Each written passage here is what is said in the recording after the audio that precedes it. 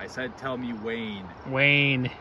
Then Tenyo pleaded for the mercy of Robe and fell backwards upon the stones.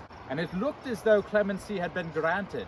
But then Robe took a slice from his opponent's cheek, a scar to be carried all the remaining days of Tenyo's life. Now rise, good knight, smiled Robe, lending a hand to Tenyo. You have fought honorably and with the message you did choose. For not backing down, I grant you your knighthood, and would make you into a param here and now if my authority did permit me. And all the town applauded, which is to mean that they clapped. That's not in the book. That was an improvisation. But they were now in for an even larger treat, for another robed figure spoke up from his seat on the deck of the tavern. He has earned his knighthood well, spoke the mysterious figure, but be the cost of humility so necessary? Surely a param of Danistel would be able to fling aside his arrows with the sword, so why keep on your silver plates, and steal away any chance he had of victory? Who are you, varlet, to speak to me as such, shouted Robe. Show yourself, bard, and I expect you to be no less than bald. The other robed man, who had up till now spoken in disguised voice, stood to reveal himself. It is I, is all that was needed, for the crowds of Brickstock to know well his name. Staffinbar!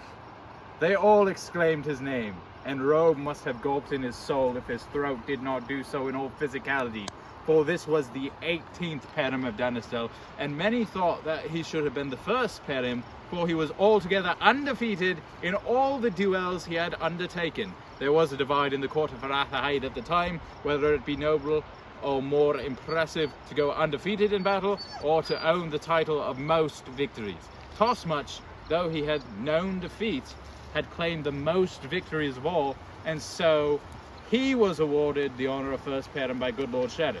But, as earlier said, Staffinbar had never known defeat, nor would he on this day. I'm sure you can estimate the outcome of the next 7 minutes. There stood Staffinbar, most victorious knight in all history, donned in the red, white, and black.